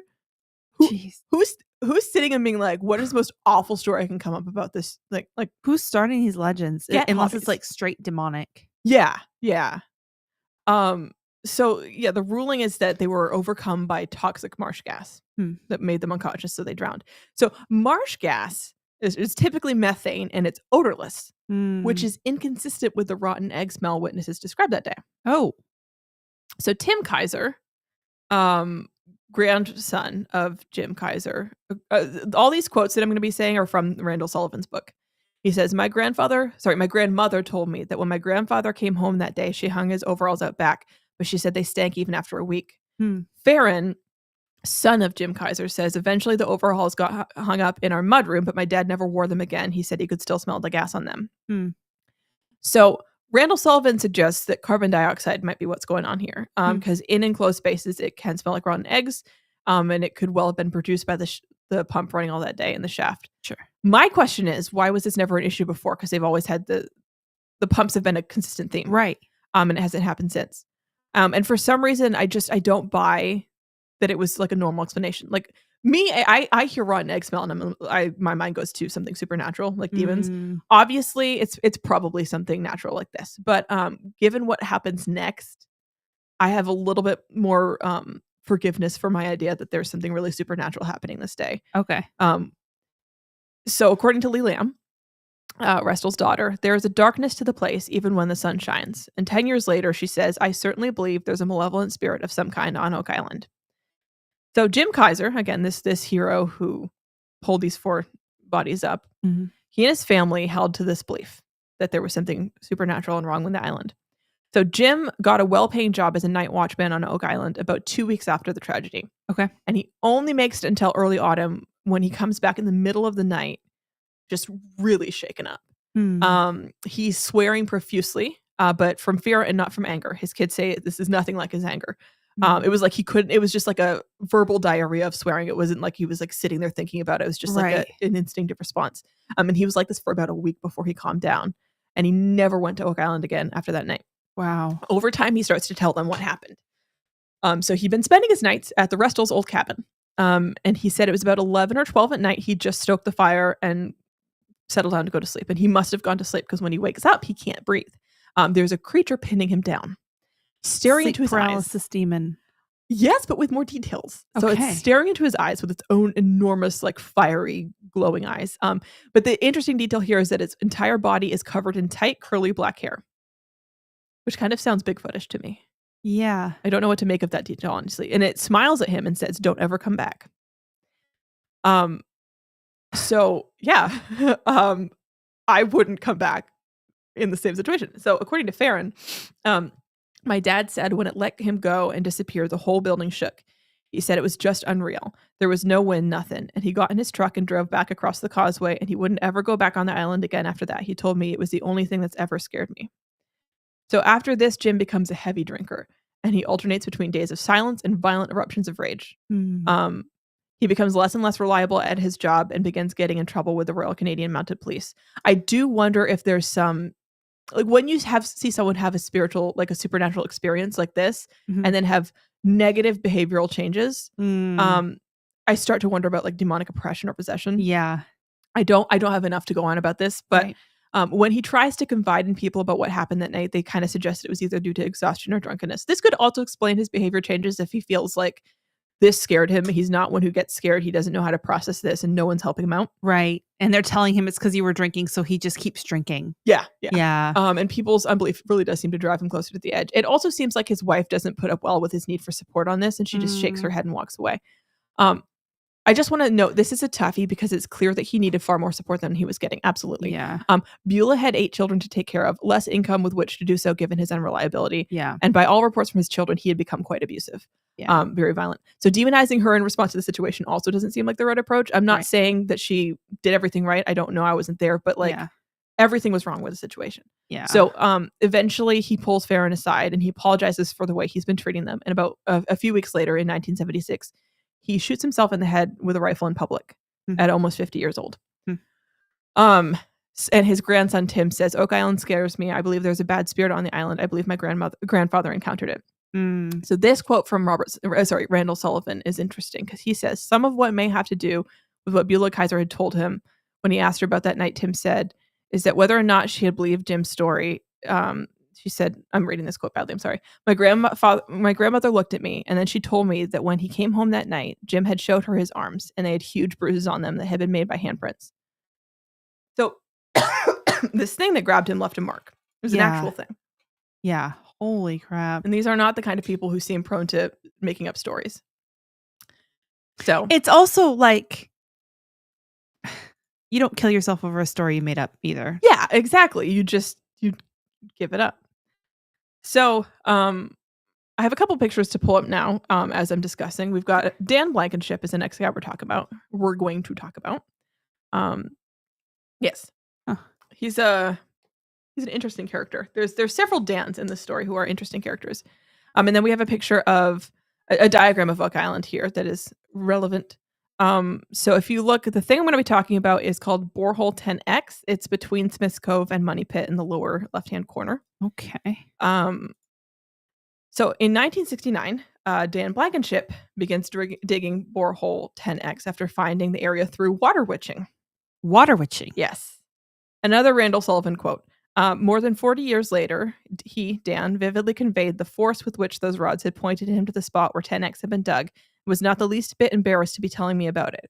Huh. Gilbert Hedden had located 2 tunnels between the Money Pit and Smith's Cove with a twig from an apple tree, Dan pointed out. Back in 1897, Frederick Blair had been highly impressed by a Massachusetts man named Chapman who had used a divining rod to correctly trace the Halifax Company's main tunnel, then staked off what he said was the pirate tunnel and predicted that its entrance into the Money Pit could be found at the depth of 110 feet. So, water witching is interesting because there's no legitimate science behind it. But people in like mining and oil drilling use it because it works. So make of that what you will. Yeah, there's no known legitimate science behind it. Yeah. I guess. Yeah. Known. Yeah. Exactly. So Dan becomes convinced that this is like a backdoor tunnel meant to access the treasure, even though it's not really near the Money Pit. So he, in this drill of 10X, he passes through 140 feet of hard-packed glacial till, and then he encounters a 5-foot cavity. For Americans who will measure in anything but the metric system, a 5-foot cavity is roughly the height of Sabrina Carpenter, the singer. If you would just like to use that to visualize what we're talking about here, that would be helpful. One Sabrina Carpenter. She's my new measure. I don't know why, but it has amused me to measure things by her. I've done this before, and I'll do it again. So then the drill, after passing through this Sabrina Carpenter height of cavity, is she 5 even? I believe so. She's very short. So I actually should look that up at some point, but it then encounters another cavity 20 feet past that. So that's going to be 4 Sabrina Carpenters past that, before reaching bedrock at 180 feet. Okay. And then they drill through the bedrock to the 230 foot point before encountering another 5-foot cavity. And this is boreholes, right? This is a borehole? This is boreholes, okay. Yeah. Although this one ends up being widened into an actual shaft later. Sure. So at the 165-foot mark, they pull up several handfuls of thin metal, which oxidizes and crumbles within minutes of being exposed. I really like that detail. For some reason, that was like, it scratched my brain. I was like, ooh. Because this means, according to a geologist, that the metal has been oxygen-starved for a very long time. Stelco Lab reports that it has an extremely low-carbon smelted steel, potentially Swedish, probably from earlier than 1750. In 1970, 10X is rebored, but only to the depth of 85 feet, where they find more thin metal, at the 45-foot mark. Then they have to bring in better equipment, and they bring it back down to 235 feet. Okay. And they put steel casing on the shafts all the way to 180 feet. And then the walls below that are like a natural anhydrite. Okay. And then they bring up some bits of spruce from the shaft, which is carbon dated to 3005 AD. So that's in the future. The wood has been coated with pitch blende, otherwise known as uraninite, and radioactive uranium ore, which throws off the... That's in the future. Yeah. No. This treasure was buried by time travelers, Liz. Time travelers. It all makes sense. It's all coming together. It's all coming together. From the 1400s to the 1700s, pitch blende has been used to preserve wooden ships and mine shaft supports. So that's why I included this detail here, aside from the fact that it's from time travelers from the future. So Dan wants to know how something like that could be at the bottom of the borehole if there's no connection between 10X and the money pit. This is the thing that's interesting to me, is because people really question 10X a lot. This is, in some respects, one of the weakest tunnels to talk about, because a lot of the things are disproved about this tunnel or might just be down to natural stuff. Sure. Except this one detail of, like, where did this come from? Like, he found it with water witching. That's weird enough. Right. And then this thing, you can't really dispute that it's odd that it's in this tunnel. Right. It's either, it could just mean it's connected underneath to all the other tunnels, but it's still, it makes my brain do things. So they lower a remote control camera into the shaft. And from the footage taken, Dan is convinced that he sees the outline of a chest and of a body lying on its side covered in silt. He also claims that he sees a severed hand float past the camera. But, like, in his haste to take the photo, he goes to take, like, a photo of the monitor screen, and he uses a flash, so all he gets is the glare. So this is just another maddening. It's like classic UFO shit. Okay. Yeah, you just, like, it's a law of physics, apparently, a law of the universe. So we have a picture of the supposed chest, if you want to bring that up. There's a few other pictures, but I, even being generous, couldn't find the details that he's trying to point out. Yeah, this is not particularly compelling. Yeah. So what's circled is supposed to be the chest, and you're like, it's a blob. It's an object. Yeah. There's a thing. Congratulations, you found a thing. So, in November 26, 1976, Dan is 145 feet deep in 10X. He's hanging from a cable attached to a winch, and hears a bad sound. And then pieces of the tunnel wall start raining down on him. Oh, gosh. And he realizes that the metal casing has failed, and he yells up through his headset for his son Dave to bring him up. And as he's being hauled up, it feels like he's being in slow motion. He hears, like, the rocks scraping together and the metal casing tearing, and the winch is moving at full speed. And he's gotten to the 90-foot level when the casing crumples and a torrent of rocks and clay fill the shaft. Oh my! From 145 feet to 95 feet, it took 35 seconds. Oh my! So he lived, but, like, I mean, the tunnel tried its damnedest to kill him. But again, you have another, like, I almost found something, and then this happened. Yeah, yeah. And then, would you believe it? He goes into the shaft the next day. He dives in at 73 feet in. There's so much debris filling the shaft. He's standing on solid ground. Oh, wow. His conclusion is that there's a flood tunnel running next to 10X at about the 90-foot mark, and that this created a weakness in the shaft wall, which pushed just so much weight of soil and rock into the casing, which just gradually overwhelmed it and crushed it like a soda can. Wow. So at this point, he does take a couple years off of 10X. He comes back in 1978, and this time he lines the shaft with 3 railroad tank cars just stacked on top of each other, which then he and Dan Henske later replaced with 10-inch thick reinforced concrete. Okay.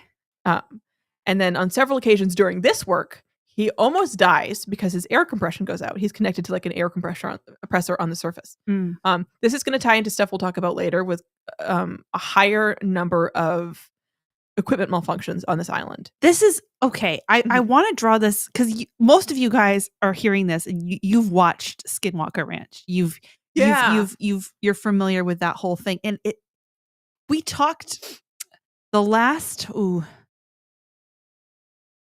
It might have been the first interview with TJ Allard, but TJ Allard has been on the creator of Skinwalker Ranch has been on the show a couple times, and we asked him about this and about Oak Island, and he said that he also saw this similarity between Skinwalker Ranch and Oak Island, that there's all of these, like, equipment failures and, like, futility and just, like, to the point of human technology shouldn't be failing at this rate. Yes. And we're going to go into some examples of that. Also, in the chat, it's worth noting, Agathusi is wondering, I'm wondering if there's any ley lines intersecting in this area. Excellent question. I would be inclined to think that there is. I should have looked that up. So anyway, after multiple attempts of this island to kill him in reinforcing this thing, it's ready for another foray. And he gets a couple other divers to go in.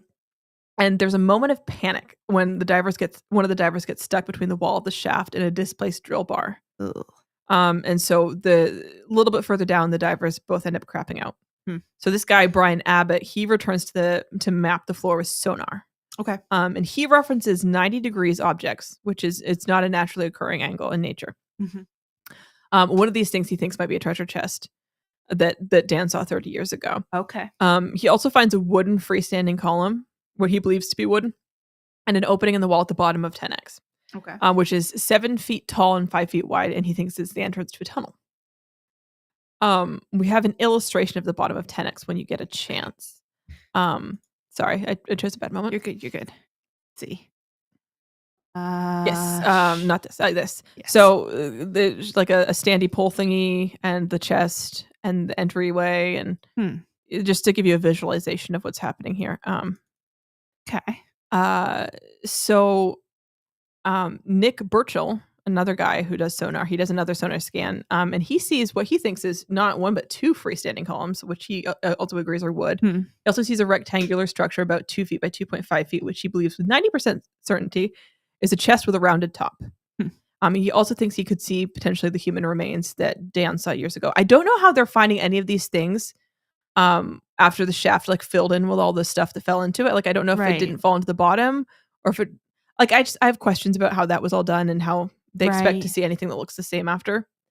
So a guy named John Chatterton is lowered into 10X. His breathing hose gets hung up on the drill bar going down, and there's like another tense moment. Like, I feel like this tunnel is just trying to kill somebody. Yeah, anybody. It seems like one of the most actively dangerous tunnels. He's the first person to actually reach the chamber at the bottom since Dan did in the 70s. And he reports back that the post is actually metal. And this makes people glum, but like I'm not sure why. It's still a man-made object. Yeah. If anything, it's more interesting being metal. Yeah. Unless they're thinking it's metal that's come down from the the lining of the shaft or whatever. He says there's a current in the chamber. And he finds the tunnel, which has a very rectangular opening. The tunnel narrows to the point where he has to start crawling, which he's not equipped to do. So back on the surface, he describes the post as a pipe. And he says there was only one. He says the chest was actually rock. And what had looked on sonar like a body was actually a sinkhole. Okay. And then he was of the distinct impression that the chamber was a natural formation. Oh. During his time in 10X, he moved the rock that looks like a chest. So when Brian Abbott comes back to the island to do another sonar search, he finds that the chest has been moved. So it is just a rock. The whole shaft is controversial because not just because Dan discovered it through water witching, but because he used dynamite to excavate it at one point. So it's argued that the shaft at the bottom of the tunnel was actually originally very small and that he widened it through his efforts. And a lot of the things they're finding are just a result of all the tampering with the tunnel. Right. And I'm inclined to lean in that direction, just given that like they had that whole collapse and I don't know how they cleared that out. Also, part of me wonders if the underground of this island is just filled with a bunch of caves, like subterranean caves. It's actually not uncommon in this region to have caves. There's another island with like that. That can kind of go to your theory about like what if there's some sort of working down here, that had nothing to do with the treasure. It was just something. One thing that I didn't mention in my notes just for time, but there's two groups of people who lived in this area. There's the Acadians, French Acadians at one point, and then the Huguenots, who are Protestants who fled persecution, about 50,000 of them, who took up residence near this area. It is possible that there were groups of people who found like cave systems and were living in them and like had hideaways or whatever. In 1955, a man named George Green, he attempts to use oil drilling methods to get a feel for the money pit location. And he encounters a cavity 45 feet down and he tries to pump water into it. And even 100,000 gallons of water is not able to fill it. So that also makes me wonder, like, do we have a large cave formation? Or was he just pumping this all into the ocean? I don't even know at this point. I don't trust these people to make smart choices. Yeah, not at all. Yeah. I don't trust them to make smart choices. I don't trust them to tell us about them in correct detail. That's another thing is that in the show, they'll find this juicy thing and we're like, oh, what's going to happen next? And then it's never brought up again. Yeah. Like they just never explain or fill in. And you're like, but what happened? Like, obviously, I think it probably turned into a nothing burger, but could you just tell me that so that I can tell me sleep at that. night? Yeah. So in season 5 of Oak Island show, a pair of cameras slip their tethers as they're being lowered into the T1 shaft. Okay. They're being sent down to investigate a shiny gold object that had been observed the summer before. And a diver descended with a metal detector to retrieve the cameras. He couldn't find them. And reading this, my literal first thought on reading this was like, what if there was something down there that took them? Like something living, like mermaids or something. Or worse. In 2019, under the supervision of Rick and Marty Lagina, under their TV crew, they pull up a toonie, Canadian $2 coin. Okay. That had been dropped into H8 in 2016. Okay. So that would have been 3 years prior. Marty is quoted saying, "We dug the big H8 can and we never found the toonie. 3 years later, we find it in a different hole. To me, that was big because what it tells you is that on Oak Island, stuff can move underground, not just deeper, but laterally as well." Yeah. Things are moving from hole to hole. Yes. One thing the cameras are probably in a different hole. Exactly. Yeah. Try another hole. One of the things that I don't have time to discuss at all in this, except I want to bring it up, is that in favor of the tunnel theory, it's worth noting that pirates had once had allegedly sophisticated pirate banks built in elaborate tunnel systems on Tortuga and Port Royal. So there's precedent for this concept. Yes, and they were endeavors that actually seem to have exceeded Oak Island in engineering. So even if we're going to go with a pirate theory, it could be that like a bunch of pirates built a pirate commune and had little pirate babies running around or something. I don't know. Probably. Yeah. So now that we've gotten a picture for like just how maddening the endeavors on this island have been, the actual island is, let's talk about, is it cursed? Is it haunted? Okay. Let's get a feel for the actual island. So it can be a gloomy, foggy, atmospheric island. Sullivan describes it as overwhelmingly eerie with a sensation of being watched by ghosts and evil spirits. So let's pull up this picture of Dan Henske because we're going to talk about Dan Henske next. I don't have a lot of notes on it because it's not a big deal, but Dan Henske and Dan Blankenship had this huge rivalry at one point. Oh, yeah. They really locked horns. Dan Henske had 2 nervous breakdowns / spiritual experiences on this island. According to him, his problems began when Dan Blankenship convinced him to try water witching around 10X in 1979. Upon grabbing the divining rod, he said he felt an energy entering him from the ground up. He said it was an overwhelming and terrible feeling that left him shaken. Blankenship took Henske back to his place. And Blankenship tells Randall Sullivan, "Dan was in my kitchen when he lost it. All of a sudden, it was like something took him over. He said, 'I had to kill you. I had to kill you.' I said, 'Who? What?' He said, 'You lost a chest in the water. I had to kill you.'" That's normal. Let's just, Whoa. While we're on the subject, would you like some more toast? Yeah. Henske confided in Sullivan that he felt the spirit of a slave had possessed him. One of the other slaves, he says, had lost a chest in the water, so they chained him to a post. I knew they were going to torture him to death, so I cut his throat to let him die quickly. I saw and felt it with perfect clarity, then I blacked out. So that's normal. Yeah. And not at all weird. So after he's taken from Blankenship's house in a straitjacket, he spends 2 weeks in a psychiatric ward. And upon returning to Oak Island, he had dealt with this constant, overwhelming conviction that something awful, maybe even evil, was buried down there. Both Fred Nolan and his associate Ray Nutt, who are also treasure hunters, were convinced of supernatural activity on the island, and Ray Nutt said that he experienced the presenting of information from negative energies. Randall Sullivan himself said he stood over 10X alone at night looking in, when out of nowhere it struck me that what had been done in Oak Island wasn't designed to keep men out, but to keep something else, something terrifying in. And actually in the book wrote a note on the spot where I had literally had the same feeling when they were describing at one point, this is something I haven't brought up, but Gal 1 shaft, they hit something impenetrable. And my thought was like, what if it was a prison for fallen angels? Like if this is where they're bound. And it was such a weird thought because it was really slippery. Like even as I was trying to think of the thought, it kept getting away from me and I kept like forgetting the entirety of the thought and being like, what was I even thinking about? Yeah. So by February 1998, Henske has become increasingly convinced that the money pit was the entrance to hell and that it's one of the places referred to in the Bible when it talks about Armageddon. So he had grown up in the church and he recalled teachings of the bottomless pit. And he felt that Oak Island was a gathering place for vague and mysterious entities. He felt that the final battle would be a battle for people's minds rather than a physical battle, and that Oak Island would be the focal point for that. Randall Sullivan says, back in 2003, though, all Dan told me was that one frigid February day at dusk, he had been stricken with the absolute certainty that evil spirits were about to erupt into the world out of the ground on Oak Island. He tried to escape by stripping off all his clothes and diving into the icy waters of Mahone Bay, then swimming to the shore wearing only a yellow hard hat. I mean, you got to stay safe. Yeah. He was discovered the next day curled up naked on the floor of a mainland house, and once again, he was removed to the psychiatric ward.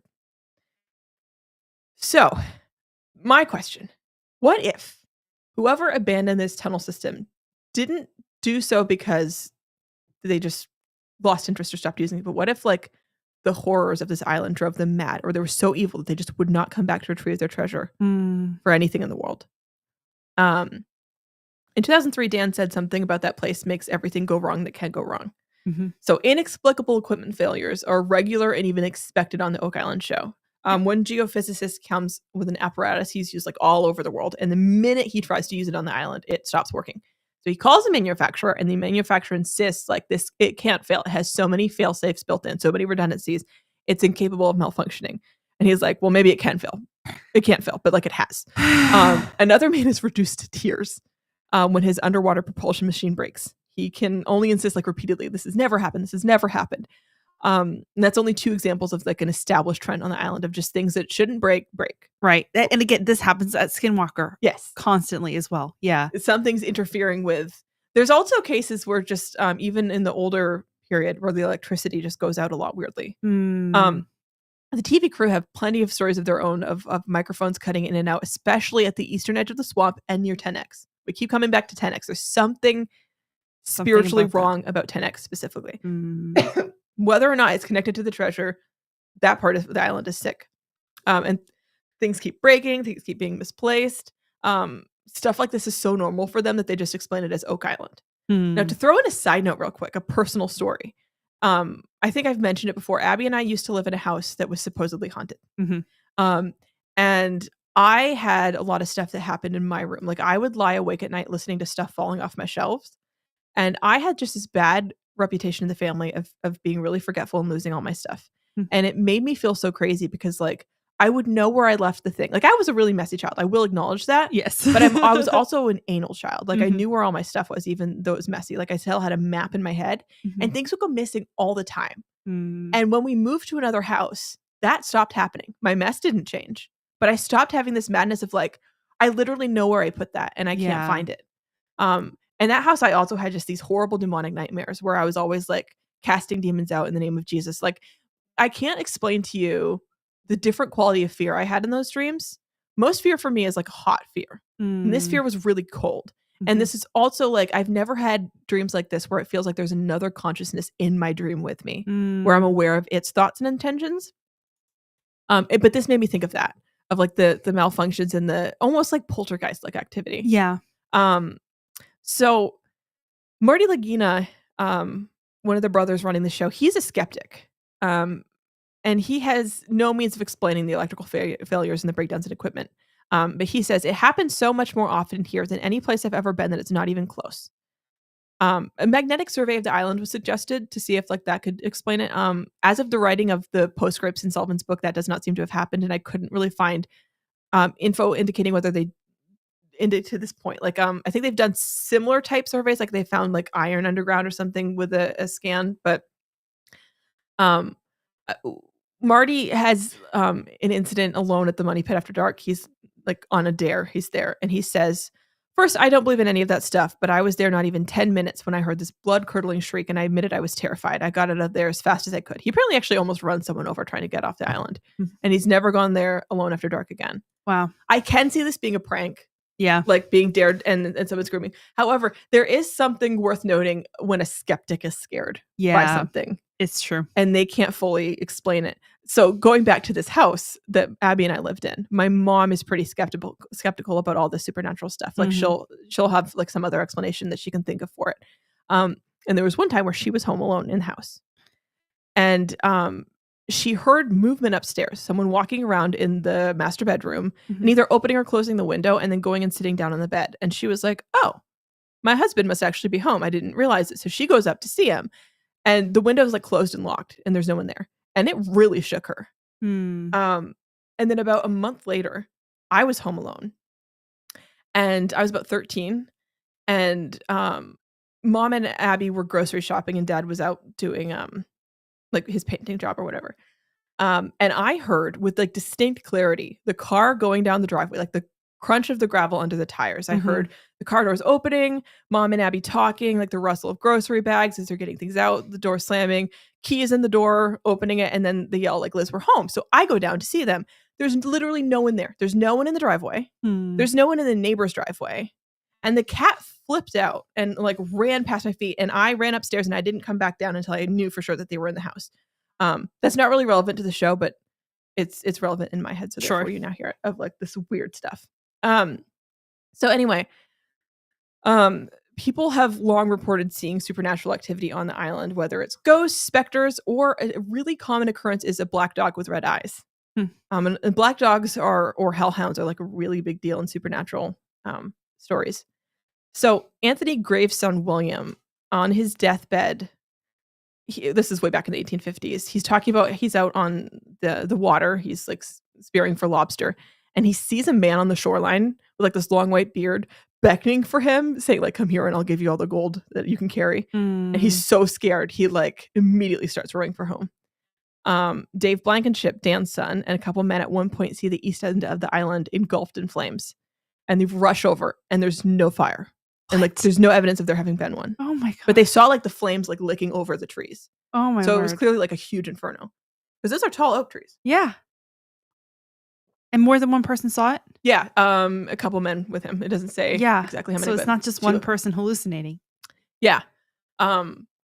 There's enough aggregate here of weirdness.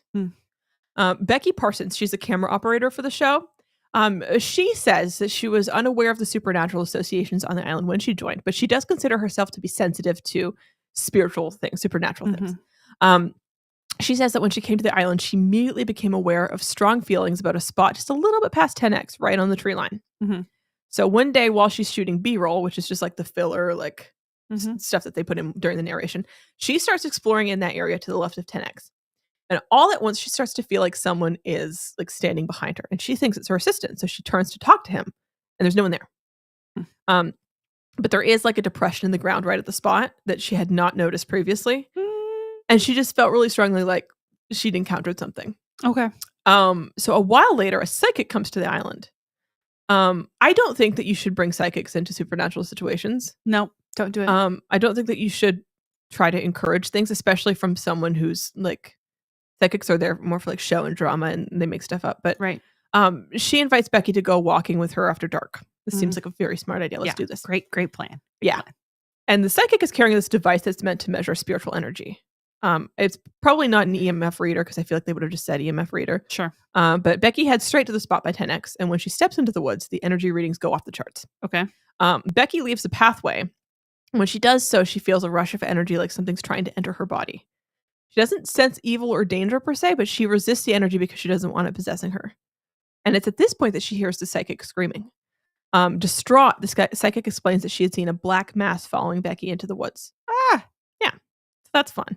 And it seemed like she was genuinely scared. Like this was not what the psychic thought she was getting into. And a little while later, though, having not learned her lesson, she holds a seance. And a man starts manifesting. Becky describes it in this way. She says, I only saw the legs, like he was being built in front of me in this transparent light kind of way. And according to the author Sullivan, he says somehow she had known this was the spirit of someone who had been killed there and left to guard the place. So we have this narrative that keeps going of like someone left to guard the place. I don't put any stock in that personally. Okay.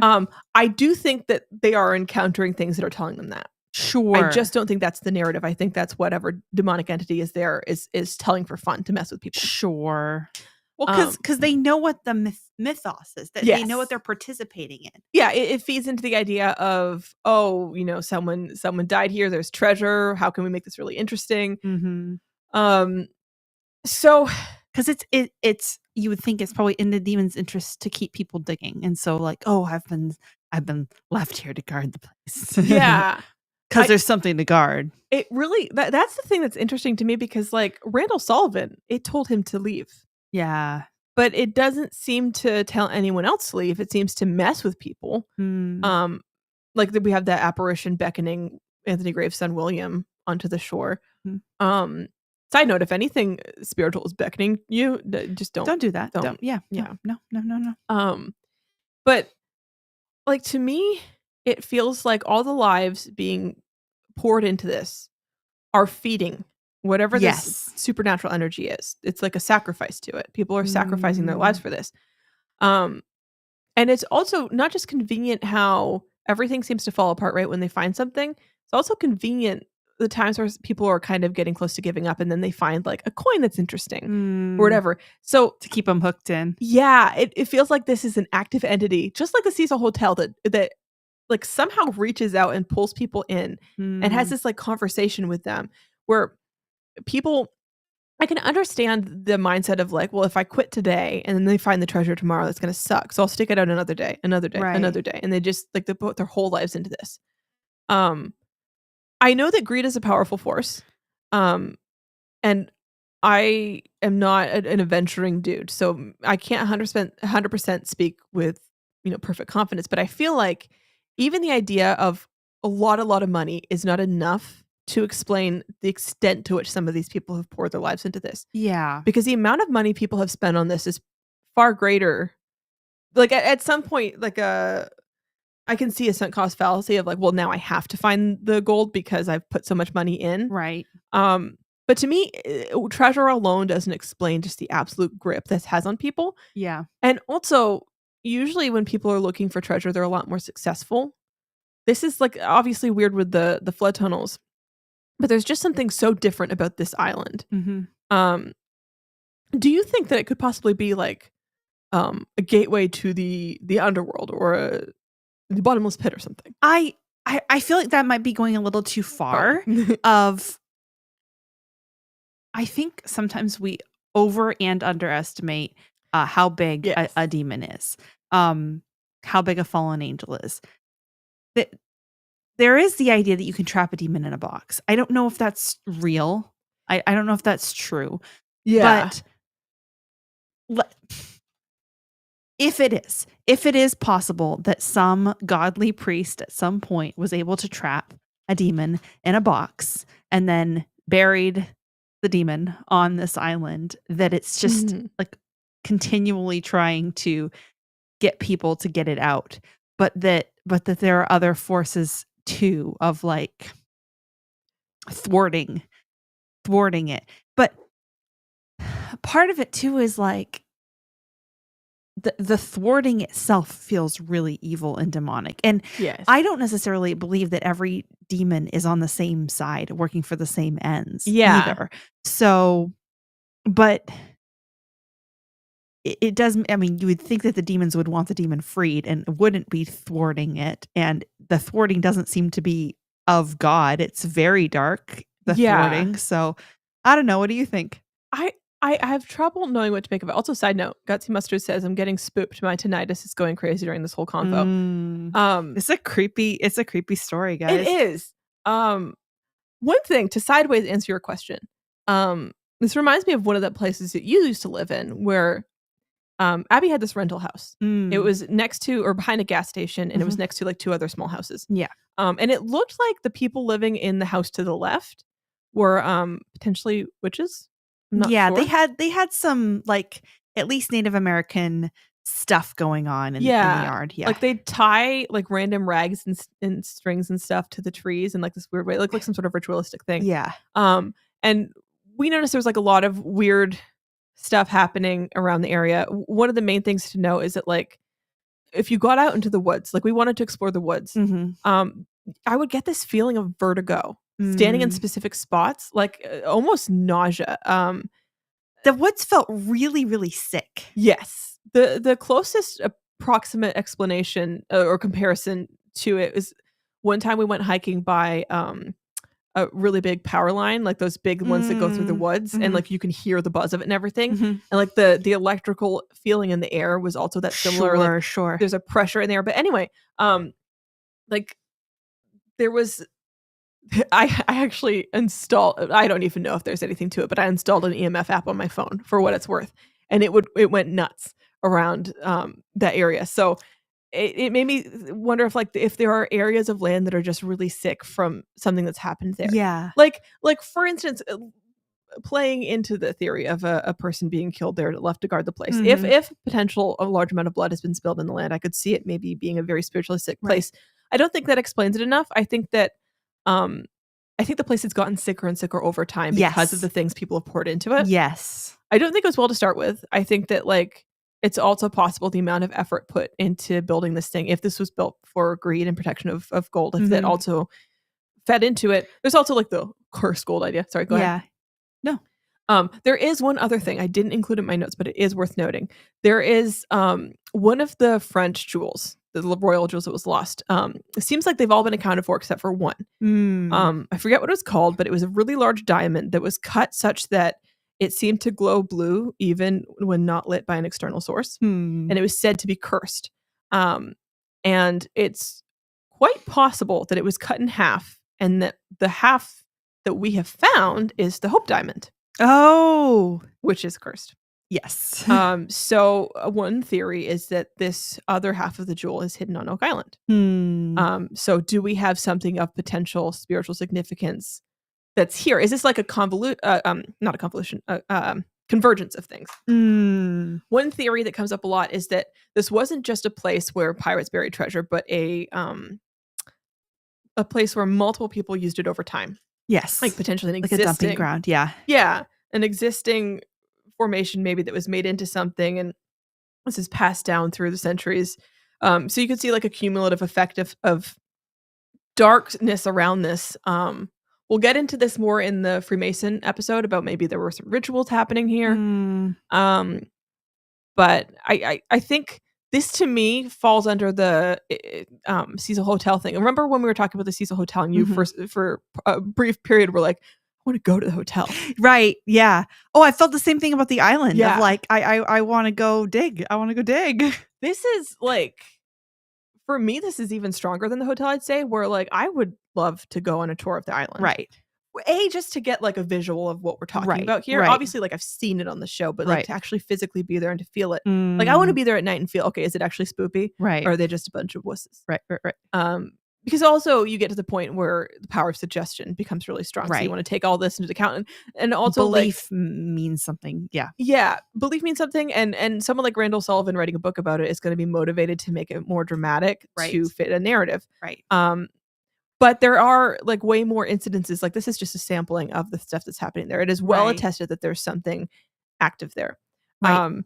And so it is not a good instinct to want to go there and see. But I can understand. I've never been one for I want to dig up buried treasure. I love reading about it. Right. But you can feel that pull, even just reading about the story. You can understand why people threw away their entire lives for this. So we're gonna, in the next few episodes, dig into some stuff the Freemasons and the Templars could maybe explain.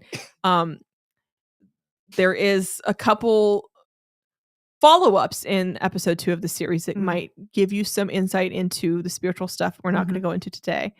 But do you have any closing thoughts on this? No, I'm just interested to see where things go. Me too. Sweet Bunny mentions the cursed medallion. So no, the Hope Diamond is not the Titanic diamond. It is a different stone. I don't remember the history of it entirely. But did the Titanic sink near Oak Island? Interesting. I don't know how near would be, but I feel like it's stuck pretty in the middle of the Atlantic. Yeah, so it'll be. Well, what do you get if you cross the Atlantic with the Pacific? You get the Titanic. I don't even. I know that's not how that works. Cut that in post. There's a joke, but I've quoted it very badly.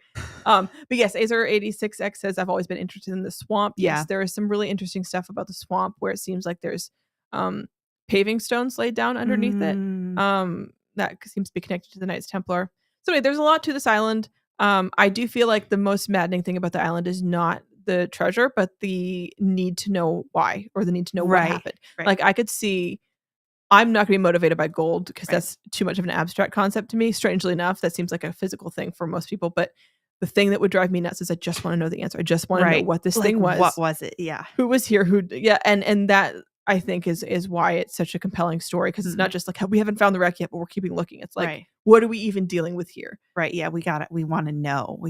But I think that there's like something pathological about the need to dig. Like it's like people go there and you would think that they have brains. Yeah. And then all they can come up with is let's dig some more. So one person even suggested lowering this dome in and then like sealing it in the shaft and pumping the water out and then getting people in through that, so you could have this like, I guess, underwater diving bell almost. Oh. Where they could get a look at what's at the bottom.